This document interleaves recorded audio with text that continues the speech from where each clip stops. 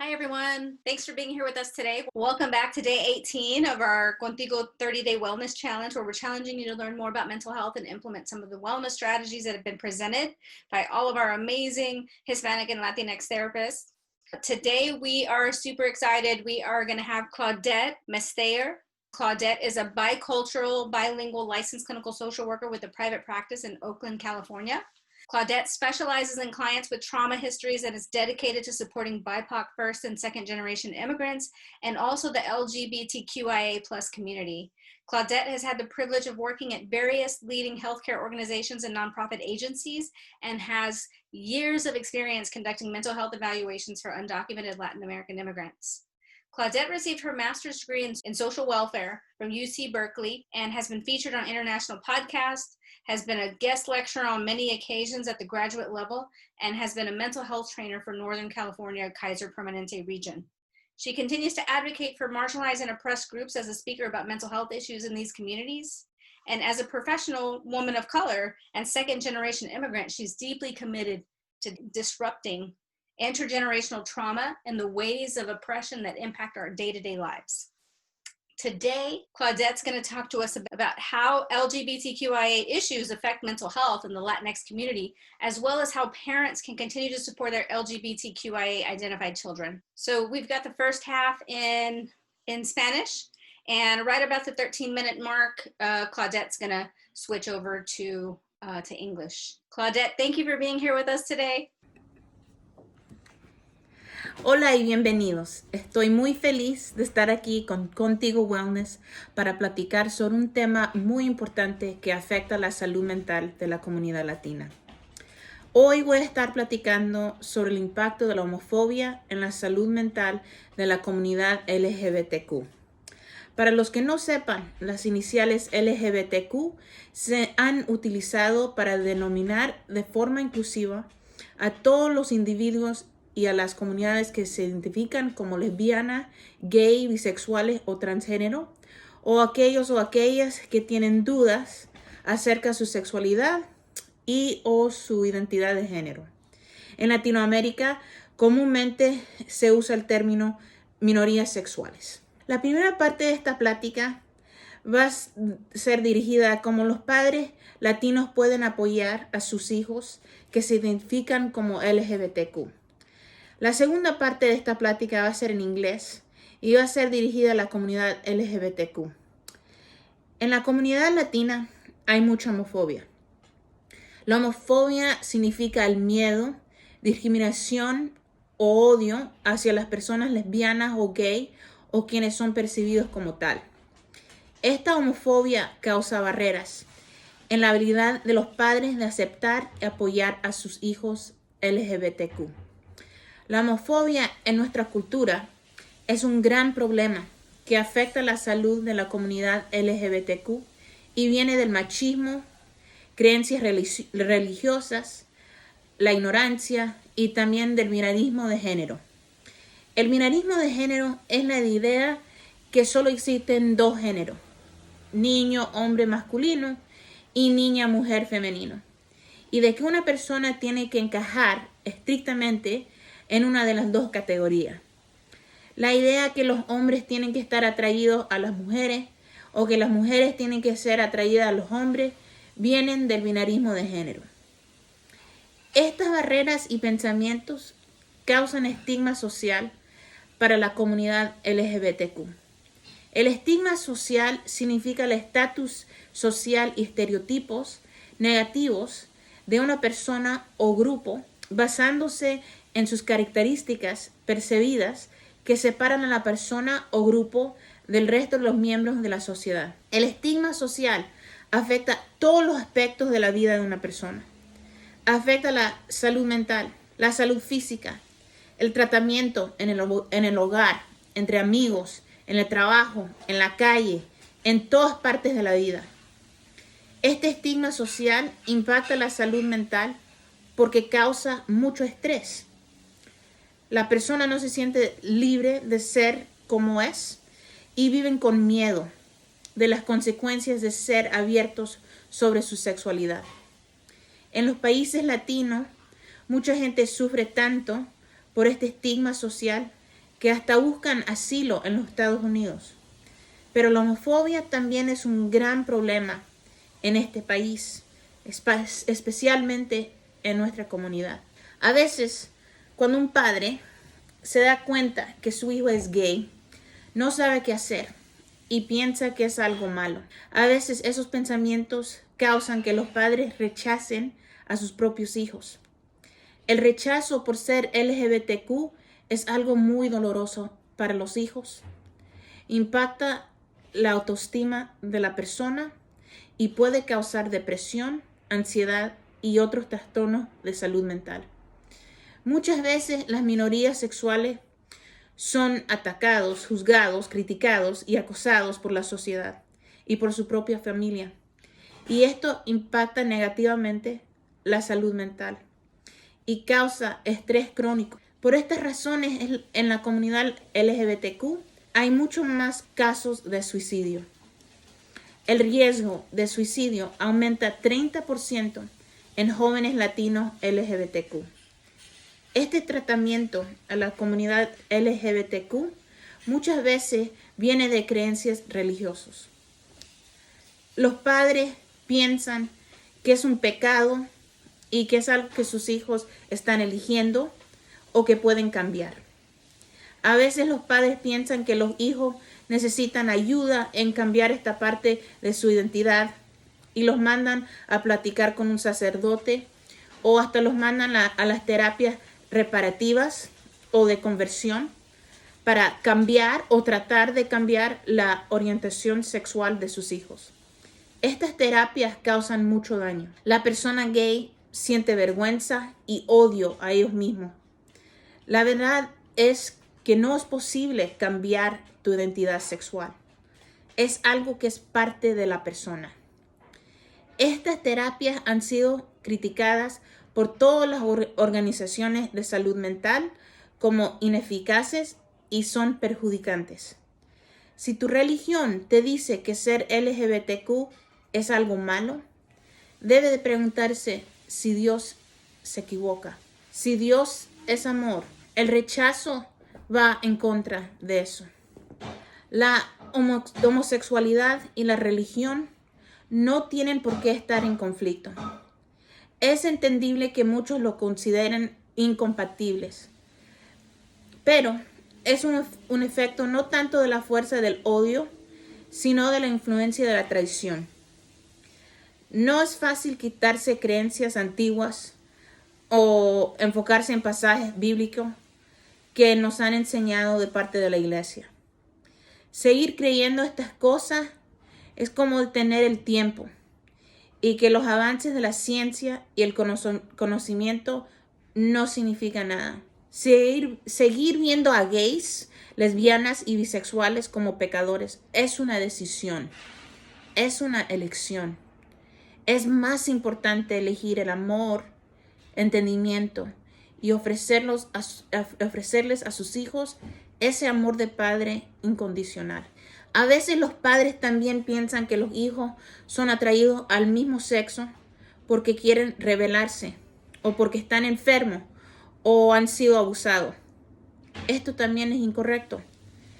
La homosexualidad no es un trastorno mental o físico y las profesiones de salud mental no consideran la orientación hacia el mismo sexo como algo perjudicial, indeseable o algo que requiere intervención o prevención.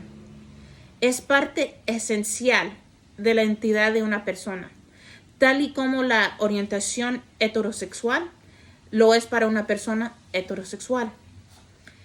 Muchas personas LGBTQ reportan que sabían de su orientación sexual desde muy temprano en su niñez, mucho antes de sus primeras experiencias sexuales.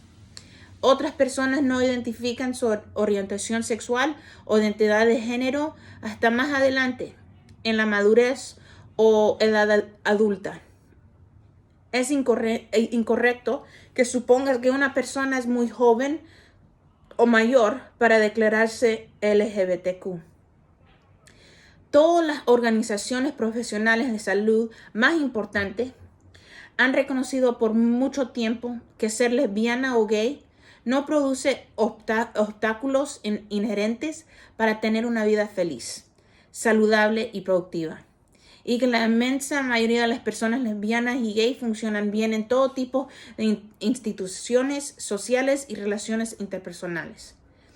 Las personas LGBTQ han existido alrededor del mundo a lo largo de la historia. No es algo nuevo. Es parte de la diversidad humana. Muchas veces los padres se preocupan de lo que van a pensar los demás de sus hijos y este miedo y vergüenza causa que los padres rechacen o aíslan a sus hijos. Nuestra cultura es una cultura comunal, que significa que dependemos de la comunidad de donde vinimos. El centro de la cultura latina es la familia y la comunidad. A veces esto significa que toda la gente está enterada de la vida de los demás. Y de ahí vienen los chismes y opiniones negativas de los demás. Y por eso los padres sienten vergüenza, preocupación y aíslan y callan a sus hijos. A veces los jóvenes LGBTQ tienen tanto miedo de este rechazo que sienten que tienen que vivir en secreto y escondidos. Sienten que no pueden ser como son con la gente más importante en sus vidas y sufren por esto. A veces, para manejar este estrés, las personas empiezan a usar drogas o alcohol que hasta se hacen adictos a las drogas. Por eso es importante cultivar confianza con sus hijos, con amor y compasión, para que puedan platicar con ustedes y no tengan que recurrir a sustancias tóxicas para manejar síntomas de salud mental. Aislar a sus hijos les hace mucho daño a su salud mental porque se sienten solos, sin apoyo y sin el amor de padre. Es importante preguntarse como padre, ¿qué es más importante? ¿La salud de su hijo o lo que van a pensar los demás? El amor es apoyo, no es rechazo. Lo más importante hacer como padre es ofrecer a su hijo compasión, amor, aceptación. El rechazo basado en la homofobia solo causará dolor y daño a su hijo o hija. Es importante abrir su mente a cosas que tal vez no entiendan, pero en educarse es posible entenderlo más. En no aceptar a su hijo puede causar problemas de salud mental. Si no es algo que entiende, trata de educarse más sobre el tema. Platica con otros padres que tienen hijos LGBTQ o platica con gente de la comunidad LGBTQ para entender más. Hay grupos en Facebook donde se puede encontrar a otros padres o gente que es parte de la comunidad LGBTQ. Platique con su hijo o hija sin juzgar ni criticar. Tal vez es necesario ir a terapia para procesar sus sentimientos y pensamientos y educarte más con un profesional. Recuerda que la identidad de su hijo o hija no se trata de usted. Sus hijos necesitan apoyo y protección. Necesitan saber que sus padres los quieren y los aceptan como son. Es importante reconocer la humanidad de sus hijos y recordar el amor que tiene hacia sus hijos. La empatía y compasión es crucial para apoyar a sus hijos y prevenir más sufrimiento mental. Como terapeuta, todos los días miro cómo mis clientes sufren por este rechazo. Sufren de ansiedad, depresión y baja autoestima. Internalizan este rechazo y hasta se odian a ellos mismos y les cuesta encontrar la felicidad. Por eso es tan importante reaccionar siempre con mucho, mucho amor. Gracias por mirar esto y espero que les haya ayudado. Debajo de este video hay recursos para aprender más. Ahora voy a transicionar a la segunda parte de mi plática en inglés. Otra vez, muchísimas gracias. Hello, everyone. This is going to be the second part of my workshop. Again, I'm so happy to be here with Contigo Wellness to discuss mental health and the LGBTQ plus Latinx community, a community that I am absolutely committed to serving. Today, I'm going to be talking about the unique mental health issues that the LGBTQ plus Latinx community encounters. It's important to understand that simply being part of the Latinx LGBTQ plus community doesn't necessarily mean that you will face mental health challenges, but there are barriers and stressors unique to the Latinx LGBTQ plus community that can greatly impact mental health. First and foremost, the Latinx LGBTQ plus community is a marginalized and oppressed population that face interlocking systems of social prejudice and discrimination related to racism, sexism, and homophobia. Research has shown how LGBTQ plus Latinx young adults experience structural racism, gender policing, and anti-LGBTQ plus religious messages in relation to their mental health. Holding multiple minority identities intensifies discrimination faced by the LGBTQ Latinx community, which can have a negative impact on mental health. In understanding this, it is critical to acknowledge the historical and contemporary reality of white supremacy in the United States and its intersecting impact on the LGBTQ Latinx community. Being part of an oppressed group means that you are often subject to mistreatment, isolation, alienation, microaggressions on a day-to-day basis.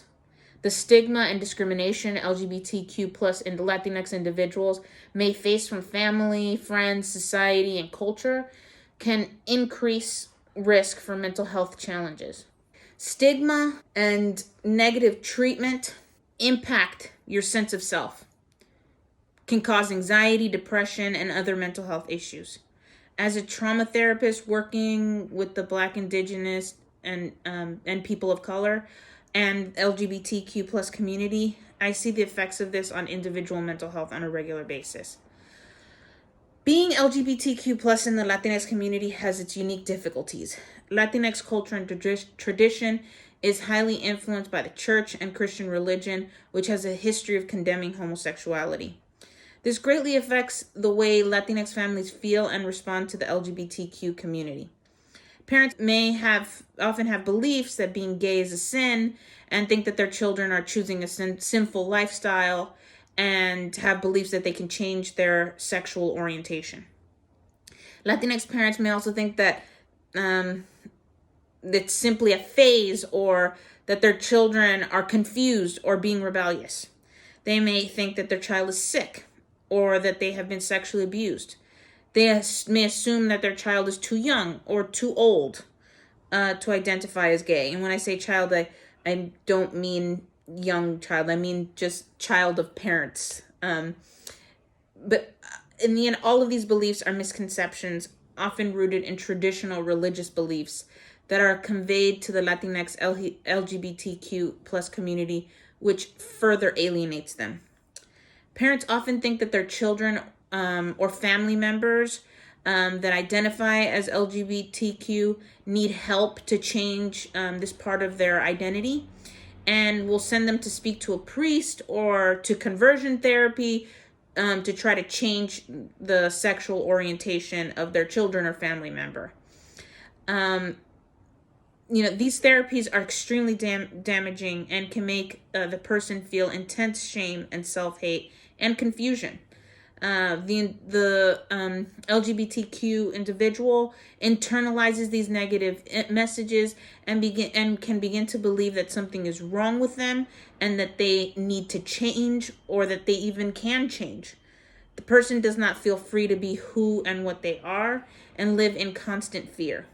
This often turns into internalized homophobia that suppresses identity development, affects sense of self, and negatively impacts their overall well-being.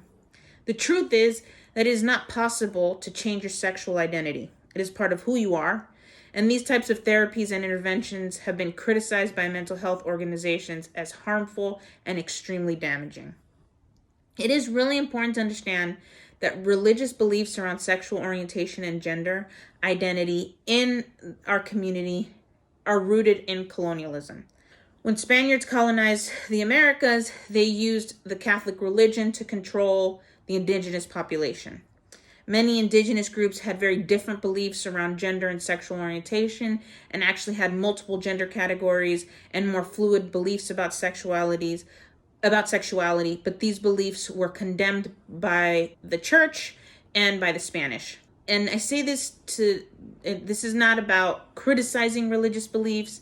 It is simply about understanding the history of our culture and its continued impact on traditions and beliefs in our community. Religion and sexual orientation do not need to be in conflict with one another. It may seem that they are in conflict, but the truth is that these religious beliefs are not so much rooted in hate, but more so rooted in tradition. It's really not easy to let go of old traditions and beliefs or stop the overemphasis of certain biblical passages that the church has taught the community.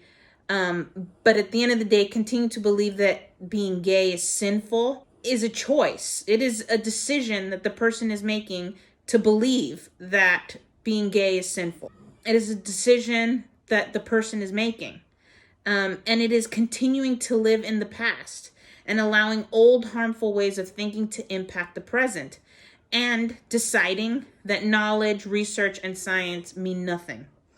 If the church that you belong to is saying that being gay or being part of the LGBTQ plus community is wrong, it's important to ask yourself, does God make mistakes? If God is love, judgment and rejection go against that. Mental health issues in the LGBTQ plus Latinx community are intensified by the communal aspects of our culture. Latinx culture is rooted in the community which we belong to, and it is a critical aspect of Latinx life and identity. Part of the communal aspect of our culture is being family oriented, which in many aspects is beneficial and positive, but it can also create issues for the LGBTQ plus community. Negative beliefs and opinions about homosexuality held by the community and reinforced by religion make it much more likely for families to reject, alienate, isolate, or mistreat LGBTQ plus family members. Behaviors, beliefs, and decisions within families are often motivated by what others in the family or community may think or say. The negative aspect, the communal aspect of our culture often looks like engaging in chisme and having unhealthy boundaries with family members and the community. It can cause people to overemphasize the negative opinions or comments made by neighbors, family, friends, co-workers, religious community, and anyone else, which can fill family members of LGBTQ individuals with shame and fear, particularly parents. This then greatly impacts how families treat and respond to LGBTQ plus family members. Chisme culture is very powerful and can be one of the reasons that parents shame, mistreat, alienate, reject, isolate, and silence their LGBTQ plus children. This rejection greatly affects the mental health of LGBTQ plus members and can lead to low self-esteem, anxiety, depression, and internalized homophobia. If you are not accepted by the community you belong to and by the people that you love and care about, that is going to impact how you think and feel about yourself and how you move through the world and how you engage with people. Many Latinx LGBTQ plus individuals discuss how stressful it can be to share their sexual orientation or gender identity with their family. Latinx folks often say that the real and perceived fears of rejection are compounded by negative comments that they hear about the LGBTQ plus community from parents and family members. If you yourself grew up in the church or grew up hearing negative comments about the gay community all your life, it's easy to internalize these negative beliefs and comments, and that's going to, again, impact how you feel about yourself. And it can cause an immense amount of stress and can lead to anxiety and depression. Oftentimes, family members mistreat and judge LGBTQ individuals in the family, or make jokes, or make snide comments. LGBTQ members are often told not to talk a certain way, or walk a certain way, or act a certain way. And again, these comments further impact the way a person feels about themselves. If they are constantly being policed They are going to feel that they must change or hide themselves, that something is wrong with them, which again becomes a form of internalized homophobia that impacts mental health. Supportive and accepting families are associated with positive health outcomes for Latinx LGBTQ individuals. They are more likely to have, if LGBTQ individuals have supportive and accepting families, they are more likely to have greater self-esteem and resilience, lowered risk of depression, distress, and feelings of hopelessness, and a reduced risk of substance use. Parents and families need to ask themselves, what is more important? The health of my child, the health of my loved one, or the opinion of others? Along with religious beliefs and traditional values, machismo is a huge barrier to the Latinx LGBTQ plus community. Machismo is rooted in toxic masculinity and is upheld by the gender binary. It is a way of behaving that perpetuates traditional ideas that men have to be very strong and aggressive and requires that men suppress any signs of femininity. Machismo is also tied with beliefs about how women should behave and look and about gender norms in the home. These beliefs, machismo beliefs around gender norms and are rooted in machismo often do not allow LGBTQ plus folks to feel free to express their sexuality and gender identity. They live feeling oppressed and live in fear. Negative attitudes and beliefs voiced by family members, peers, and other community members can make LGBTQ plus folks reluctant to disclose or embrace their own identity. Living authentically is a deeply personal process and one that could be even more complex for the Latinx LGBTQ plus community. In addition to the fear of familial rejection, LGBTQ Latinx individuals can face harassment, bullying, peer rejection, isolation, alienation.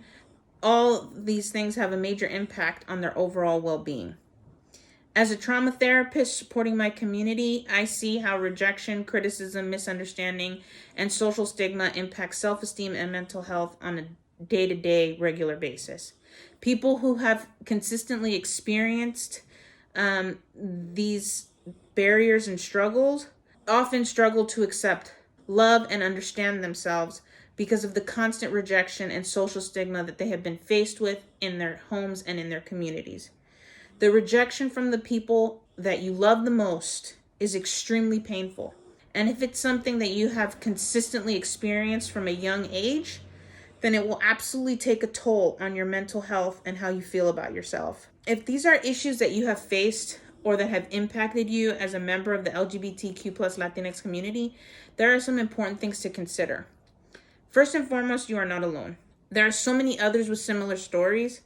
And with the support of other people like you, it can and does get better. So connecting with others is important to your well-being and healing. There are many resources for the LGBTQ plus community online. For example, the Trevor Project, Trans Lifeline, and LGBT National Talkline. I will list some of these resources below this video to help people connect with others, because being able to find community and support with people that accept you and love you for who you are is really important to your own healing and to your own identity formation. At the end of the day, acceptance of self is necessary because this is who and what you are. But this can be difficult when the ones you love are unable to accept that. That is why in the LGBTQ plus community, finding your chosen family, a community that accepts you and supports you, is so important to your well-being. Connecting with other LGBTQ plus people of color online through Facebook or other social media sites, or finding support groups in your area can help you heal and better understand yourself. Finding an LGBTQ plus affirming therapist can be your first step in healing and working towards self-acceptance and self-love. Therapy is a really great place to unpack internalized homophobia and unpack how rejection and criticism has impacted your sense of self in order to heal and move towards self-love, self-acceptance, and self-compassion, which are critical in the process of healing. Learning more about yourself by researching, reading books written by LGBTQ authors, and connecting with other people like you is so critical. Remember that your sexual and/or gender identity is one aspect of who you are, and it is also essential to who you are. It is not something you can change. It is not a choice. It does not mean that there's something wrong with you. Embracing yourself and living authentically is what matters most, and it is critical to your health, well-being, and overall happiness. Being your true authentic self is the path to empowerment, healing, and freedom. Thank you so much for watching. I hope this has been helpful. I am always available through my Instagram account to support folks if needed. Thank you again. Thank you so much, Claudette. This was such an important topic, and I loved everything that you said, and it was so great, so needed, and I'm so glad that you brought this topic to our audience today, because this is something that we really need to talk about. And you even talked about colonialism and decolonization. I mean, all of these things are so important, and religion and how that factors in. So thank you so much, Claudette, for sharing your knowledge with us and your expertise. We're so glad that you were here with us today. We'll leave Claudette's information if you want to reach out to her and learn more about the work that she's doing. And we'll also leave some great resources that she provided here for you as well. Join us tomorrow as we talk to Orietta, who's going to share with us a little more about maternal mental health, perinatal and postpartum